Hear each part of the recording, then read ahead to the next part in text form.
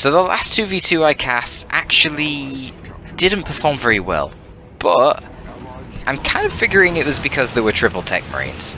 So I'm hoping that with only one tech marine here with head crab, this one is going to perform a little bit better. We'll see. So any of you 2v2 fans, this should be something that you can appreciate. We've got Fog playing as his Lord General. He is an IG main, going to be teaming up with Headcrab. Going up against Blood Rain, and wow, Hormagaunts are already eating some Guardsmen. What the hell are you doing, Fog? Very greedy to get a natural requisition. Man, I'd almost understand it if it was for the power on this map, since this is Golgothic Depths and we only have one natural power farm for each side. Blood Rain is going to be rocking the Ravener Alpha today, opening up with double Hormagaunts, it appears. Very interesting play.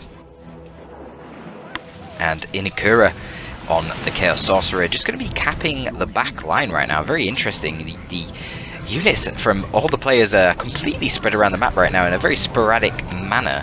You know, Inikura spawned all the way over here, sort of ran down through the middle, and I guess ran across here to here. Weird. Very strange. And now Inikura is going to the north side with his Chaos Sorcerer, which is very strange. The Ravener Alpha does need to get out of this garrison. It is getting very close to dying. I think it did fantastic work. Melee hit from the Lord General and a little bit of fire on the move might be enough to kill this Ravener Alpha with a little bit of poke from the Sentinel, and indeed it is, but the Chaos Sorcerer is not in the worst of positions to attempt a revive. Obviously, Chaos Sorcerer does not want to walk through here and get shot by everything. Probably wants to move around and go around this way instead.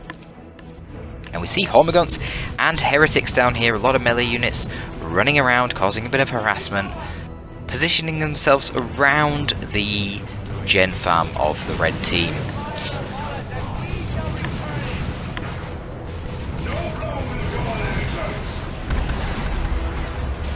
Some beautiful Doom Bolts, but it looks like a little bit of overcommitment there from the Heretics, and just like Inikura was saying to Blood Rain, you dead boy, about his Ravener Alpha, Blood Rain can now say you dead boy about his Heretics. And maybe we're all going to be saying that about the Hormagaunts. Here comes a retreat grenade from the Scouts. Not a bad one, but not a perfect one either. Going to drop, what was that, 3 or 4 extra Hormagaunts, only 2 of them escaping. And that is going to be the blue team pushed away from the natural. But the blue team will hold the mid. The sidelines of this map, though, are going to the red team. And I have to say, the sidelines of this map are very, very important, featuring the 2 contested power nodes. There is a 1 contested power node in the middle as well, but it tends to be very difficult to hold this one because you're already fighting here for the VP. It tends to be easier to hold one of the contesteds on the sides. Build 1 or 2 generators on there to give yourself a very large power lead. Because remember, obviously there's only 1 gen farm that's natural for each team, so if you can get an extra 2 generators for your side, that's going to give you a massive advantage. But that obviously is the whole point, so they're going to be fighting over the sidelines just as hard as they fight over the mid VP, at least in the early game. Then the late game will tend to end up being a giant scrap in this sort of valley in the middle around this contested VP. We're seeing double Tactical Space Marines from Headcrab. I assume Headcrab... No, I was going to say I assume he built some generators, but I guess double Tax is just as expensive as Cadishans plus double Guardsmen. It's interesting though, because Fog did lose that initial Guardsman as well. A lot of melee here coming out of the Tyranners. We've got double Warriors roaming around. We've got Hormagaunts roaming around. One of the Hormagaunt appears to be in a tunnel somewhere. And we actually have some sneaky Flaming Guardsmen. Going to be getting a little bit of a gen bash off here. Killing 1 gen. I don't think they're going to be able to stay any longer. Getting hit by Doom Bolts. Going to get tied up by some Chaos Heretics. They need to get out of there. Beautiful old reliable there. What was that on? What's in the garrison? I don't know. Wait, no! That's his own unit in the garrison! I just realised the Lord General is in the garrison and 2 members of his retinue just got wrecked by the Cadishan with the old reliable there. That was slightly questionable, Fog. Jesus, man. Fortunately, retinue members not super expensive. They're only 25 requisition. It's like losing 4 Guardsmen, for God's sake. But it's actually worse than that. It's like losing 6 Guardsmen. And we see a little bit of Hive Node play here. Hive Node, a very rare building. It's something that the Ravener Alpha can place on the ground. It doesn't passively do anything. It just sits there. But you can activate an ability on it, this Spore Cloud, and that ability will stay active for about, I don't know the exact numbers, it's something like 20 to 30 seconds. 20 seems a bit more appropriate. Whilst it's up, any incoming or outgoing range damage is reduced by 80%. So incoming and outgoing range damage basically useless while the cloud is up. And a little bit of damage over time is given to any enemies that come into it. So the whole, and then you get a cooldown of maybe 10 seconds and then you can use it again. So basically, against Space Marines who are relying on a whole lot of range DPS to fight you, it's really good. Because whilst you're under the cloud, range damage doesn't do anything to you. Look, did you just see the grenade there? They must have been under the effect of the cloud, it just did no damage. So you can plant it near a gen farm, and then you can just rip the gen farm to pieces in melee, and all their shooting isn't going to do anything, because it's only doing 20% of the normal damage. And then they don't want to come into melee with you, because then they're going to take damage over time. And your Tyranids! Who wants to melee Tyranids? Only Orcs, really. So there you go, that's the that's an essay on Hive Nodes. But we actually are going to be seeing triple gens built over here. Who's built these? That's going to be Fog, who's invested a whole lot of requisition over here to get these triple generators up. Inikura actually is floating a crazy amount of requisition. It's not that bad of a thing, honestly, because, well, you know, where is he going to build gens anyway? Wait, oh my god. I just realized the power here has actually been stolen by the blue team. That is why the gens were built over here by Fog, and now the fighting is so intense for these gens. Kaddish is getting into a good position here, going to be doing their typical 1-2 on the setup team, shotgun blast into an old reliable, and that is one gibbed Havoc model, but now there is no old reliable for anti-garrison, so technically the Havoc could get in the garrison.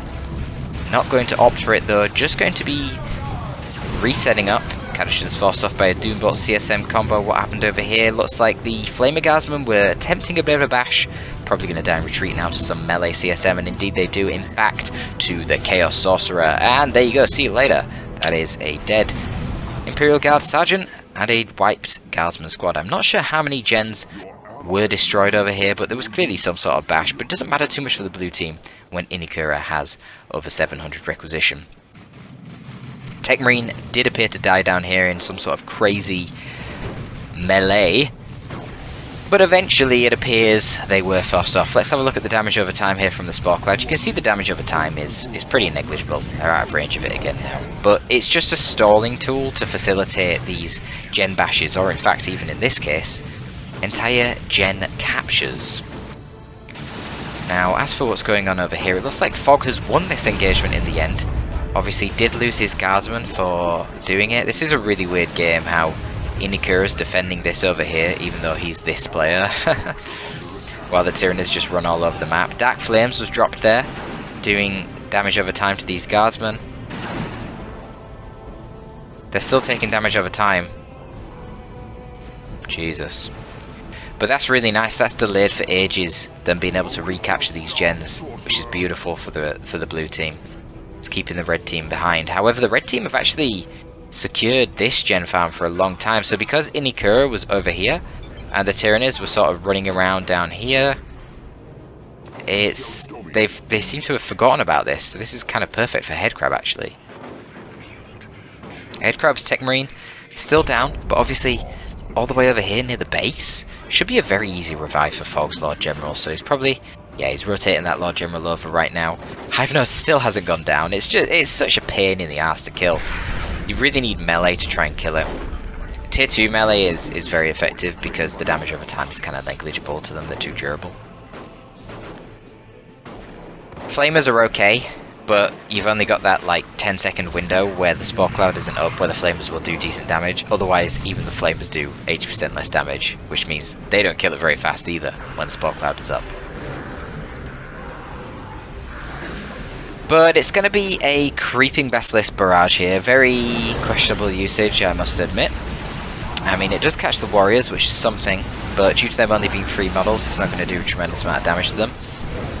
However, you know what? That was alright. It left the Hormagaunts isolated without Synapse, and they retreat. Assault Kit Stormtroopers are going to be a tool for Fog as well. On the other side, we're going to see Blastmaster Noise Marines utilising this high terrain here. It will actually be kind of annoying for the Noise Marines because these kind of units don't deal with elevation too well. They will overshoot a lot of shots, but you can see there it actually landed a pretty nice hit on the Tactical Space Marines. We'll have to see how things go. Nice grenade there from the Stormtrooper and the Havocs. That's going to kill one of them. Perhaps another one will die in retreat. We got a bit of Kraken round Tactical Space Marine fire going in. Oh, that was weird. Curse of Tzeentch into the Warp Fire, but the Warp Fire appeared to miss for some reason. It seemed like it was pretty close. But a nice flank here from the Tyranids of Blood Rain, going to be taking out the Tech Marine once again, and one of the Tactical Marines going down too. Let's see how the Scouts can fare. They're literally running through the entire melee horde, which is not ideal for them. Damage Synapse is active from the Ravener Alpha as well, increasing the damage of all these nearby Nids by 25%, and that is going to be a dead Scout squad. And the Tyranids see the gens and want to go over to deal with it, but there is a Heavy Bolter Devastator squad. Now there's Rippers coming out the tower as well. Rippers, of course, they're suppression immune. So you can activate the Vengeance rounds all you want, you'll kill a few of the Rippers, but they will get into melee and tie you up, and Headcrab needs to get out of there. Headcrab needs a bit of melee support to stop himself from being overwhelmed by all this melee spam that the Tyranids have, and of course that is what the Dreadnought is now here for Headcrab.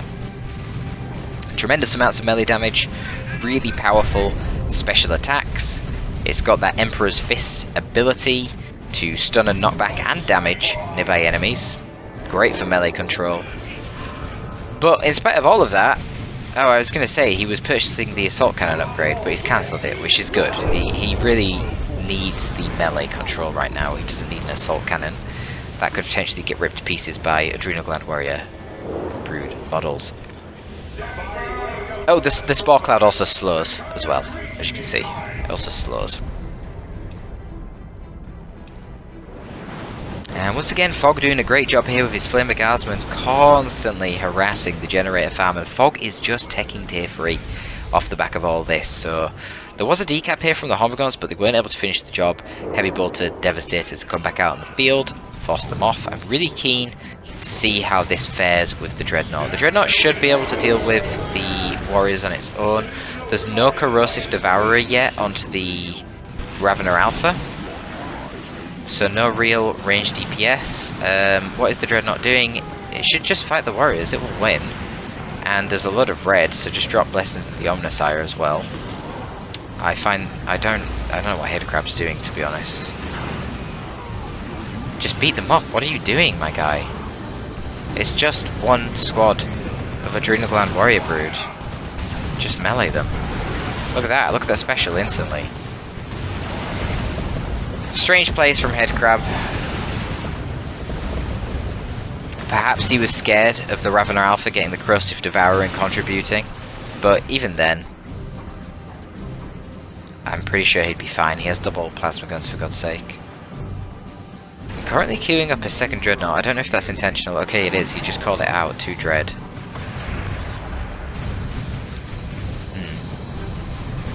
Yeah, Tzeentch Marines, they're okay, but fighting against double plasma guns is a bit unideal. However, that Warp Fire was brutal, just killing 4 Tactical Marines. Jeez. Nothing to do with the Dread though, so that should be a safe capture on the power farm there from the Devastators. Sentinel going in for a bit of a harass there. Looks like he stomped the Havoc. Not able to get onto the Noise Marines though when there's this much support. Sentinel's precariously low. Probably not going to get out of here alive, will it? Nothing down here, so maybe it could. They do see it though with the retreating units.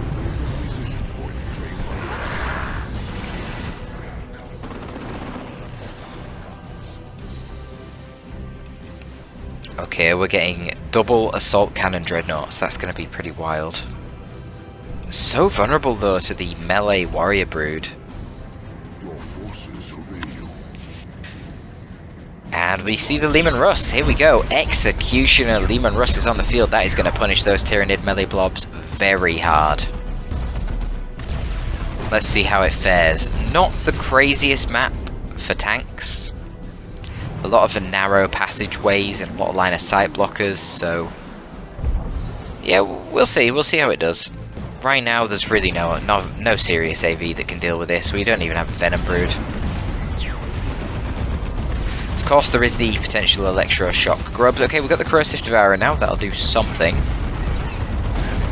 But yeah, this is a lot of DPS, and a Creeping Basilisk Barrage will secure that. The Rippers will die. Feeding a little bit of XP to the Leman Russ. The Leman Russ needs to get down here though and start focusing on these warrior models. Snared by the Rippers, I guess. And here comes the march of the double Assault Cannon Dreadnoughts. And double Plasma Guns too. But they don't want it. They don't want to fight it isolated, which is fair enough. There is a last cannon chilling at the back here. Yeah, rotate the Leman Russ around, come down this way, join up with the rest of the units. Kadashan's going to push down the sideline because Kadashans are a fantastic 1v1 unit. Not very good at 1v1ing armies though, so they're going to need to pull back from that instance. Has Fog realised? Yeah, he's getting off an old reliable, disrupting them, then has to retreat. We even see Gene Stealers now in this blob. This is quite a Tyrannid melee blob. Relay beacon being built by the Tech Marine there. Yeah, I quite like that play actually with the double plasma attacks. And the Assault Cannon Barrage going to wipe the Noise Marines maybe. Actually a little bit far forward, but the second one's perfect. They're gone. They are gone. Inakura is going to need a lot more anti-vehicle to deal with these double Dreadnoughts, getting repairs with the Blessings of the Omnissiah, and Headcrab has a lot of red in the bank to continue that. Now Inakura is going to field some Plague Marines, let's see how they do. I mean, it's not the perfect choice really though. Oof. Yeah, all that plasma, pretty spooky for these CSM.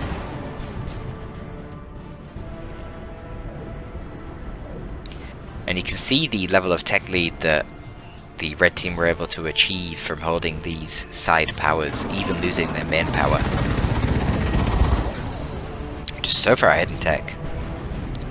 Obviously Headcrabism, but for fuck's sake, he's dumped 30 power into Assault Cannon Dreadnoughts. 30 power. Wait, not 30, 300! God, if it was 30, it wouldn't be that big of a deal. 300 power into Walkers. See how the Leman's doing. I've not really seen it achieve too much yet. Moving around with not a lot of support. I find the Baneblade a little bit questionable. You know, your Leman Russ is more mobile, and it's not really achieved a whole lot itself, so what's the Baneblade going to do? Oh, that's a whole lot of firepower coming out here from the double Dreadnoughts, but I don't know how effective it's really going to be. Looks like the beacon probably is going to get forced off. Curse of Tzeentch to Warp Fire combo there. We've got a Venom Brood with doing a whole lot of vehicle damage. Probably should just force melee onto the Dreadnought. Doesn't need to. That is a dead Dreadnought. That one's snared, of course, by the Plague Marines, so not able to escape the wrath of the Tyrannids there. And look at the size of this horde. Yeah, we're going to need some heavy firepower to deal with that one. Plasma guns coming out and making their power felt. Wow, they do so much damage to the Warrior Brood. 2 models killed already. Now need to turn their attention to this other Warrior Brood squad. Okay, now the Venom Brood. The Tyrannids need to back out of this engagement. They have nothing to tie up these tacks. They're taking so much damage. Okay, they were staying in order to kill the Tech Marine, which they do actually manage. Leman Russ did something there. I don't know what it did, but it's level 2. It's now going to get a bit more XP. Gem bashing. Did Fog just lose something? Did he just lose Kadashans? Where did they die? Did they die in the middle? Were they here? I think so. Maybe the Sorcerer killed them with Warp Fire and Retreat. Sorcerer's doing really good with his offensive spells here. It's going to be 2 gens down, a little bit of XP for the Leman Russ. Baneblade en route.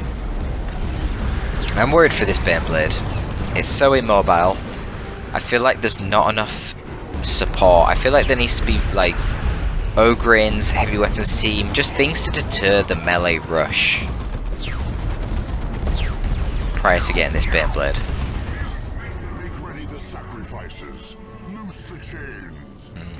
At least the Baneblade can fire on the move. Stormblade right now would be an abysmal choice. Don't know why he's going for the Baneblade and not the Storm Lord, though. I guess dealing with the setup teams on that ridge near the mid-contested VP. And of course, he might also be worried about the prospect of counter effects coming out soon from the Tyranids. Baneblade has a lot more anti-vehicle damage than the Stormlord does. So we'll have to see. The Assault Cannon Dreadnoughts are able to deal with the infantry threats, but vehicles right now would be a problem for the red team. And perhaps this is what the Baneblade is going to be here for. We'll see. Probably want to drop a repair bunker in the middle as well. Nice ambush from the Stormtroopers here. Maybe he wants another squad of Guardsmen as well. The repair support is not very good right now. Okay, this could be a beautiful demolishing strike from the Baneblade. Not very much. A little bit preemptive, really. G-Steel is getting wrecked in the middle by the Assault Cannon Dreadnoughts. Do they go down? They do. G-Steel's white. That's nice. Yeah, Plague Marines here do not want this fight at all. I guess that's Blessings of the Omnissiah? Yeah, it is. Healing the allied Leman Russ on top of the Guardsman. No point in the Plague Marines standing there trying to out-DPS that.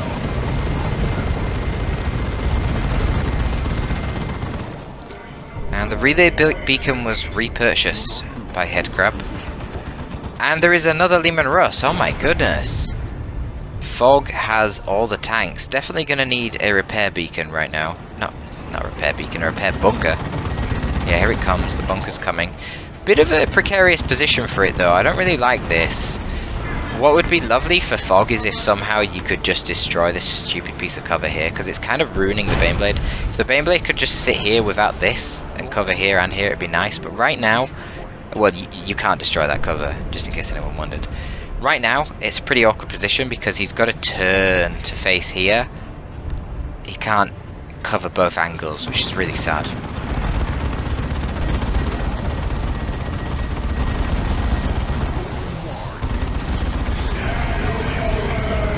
Here comes an Imperial Abyss from Inikura.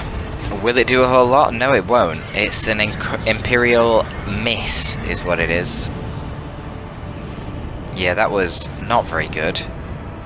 It wasn't combined with anything, and there was no fighting going on, so that's a bit weird. Yeah, you see, he's trying to destroy this, because it is fucking annoying, but you can't, unfortunately.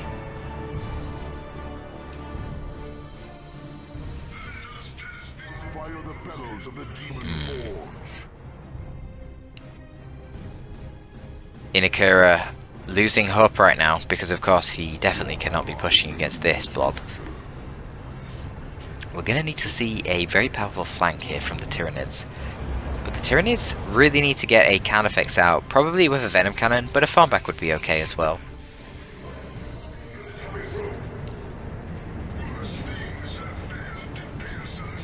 Venom Cannon would probably be more reliable whilst all the melee distracts the vehicles. Venom Cannon can just pew pew from the back and chip away. This repair bunker needs to be destroyed by something though. No Noise Marine Blastmaster is a shame. That would have been a perfect tool to deal with it. And Baneblade is picking off Heretic models. Dreadnought is killing 7 Hormigaunt models. But here comes the first counter effects. We've got a Mark of Tzeentch Laspred as well, but that thing does not want to be trading with a Baneblade. You can see 700 HP versus 3000. Good luck with that. Whilst it's getting healing from the repair bunker too. Yeah, not really an ideal situation.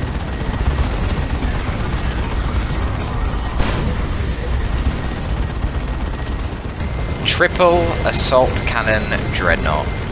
Okay, a Tyranno formation gets called down. That actually might wipe out the beacon as well. That's hilarious. Oh, beautiful. Beautiful. What a great Tyranno formation. But a bit of a miscommunication here on the push. Oh my god, that is so many vehicles to try and deal with. The blue team have just got to take this super slow, one at a time. Yeah, fucking TM. Inikura's not wrong. I mean, this is why you see triple TM in the 2v2s, because they're so flipping good in team games. The blessing of the Omnisci healing the allied vehicles is kind of nuts. But a really nice Tyranno formation there. That's one of the best things about Tyranno formation. It will instantly wipe buildings. So it took out both those garrisons, just blew them up, destroyed the beacon and the bunker. But yeah, it was mistimed. You get loads of buffs after you use that ability, but it kind of, the Tyranid army came in late, and then Inikura wasn't even there to support it. But you can see how the Baneblade versus Laspred trading goes. Not very well for the Laspred. Just nowhere near the HP. Nice heavy weapons team here, I like this. Just defending the natural VP.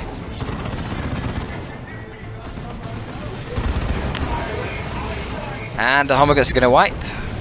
I mean, how do blue team approach this? They're getting a lot of damage actually onto the Baneblade because now the repair bunker's gone down. We've got some last cannon shots coming in. We're getting snares from the Plague Marine. Could be worse. Oh wow, missile turret. Oh, the Predator needs to be very careful. Yeah. Gonna need some more repairs. These guardsmen need to get their ass moving. Headcrab doesn't have any scouts either. He's only got the Tech Marine to repair. So there is a lack of repair support right now for the red team. Only 2 repair units. Well, technically the heavy weapons team can repair as well. Obviously, these guys don't want to be doing that. They're defending the VP. Okay, they're swapping for a las cannon now, I guess, to try and kill the Carnifex. Where is that Carnifex? There it is.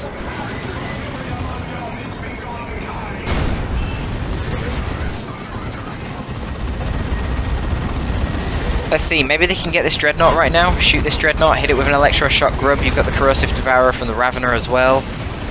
Yeah, should be able to take out one of the Dreadnoughts. That's something, that's what I'm saying. You just got to take this one vehicle at a time right now. This Dreadnought overextending too. Laspred should be able to finish it off. Oh, it misfires! No, come on, Laspred. Sorcerer could teleport the Plague Marines to it. It doesn't need to. There is a Lastav here. This is actually a really bad position right now for this Dreadnought. It needs to get back. There's no AV to take on the Predator. Yes, there is. There's a Tech Marine with a last gun. Whoops. Heritage should just melee the Tech Marine. Okay. They're alright. No line of sight over here. You can see it's clearly in range, but they can't see the Dreadnought. I mean, that's 2 of the vehicles down, 3 vehicles left.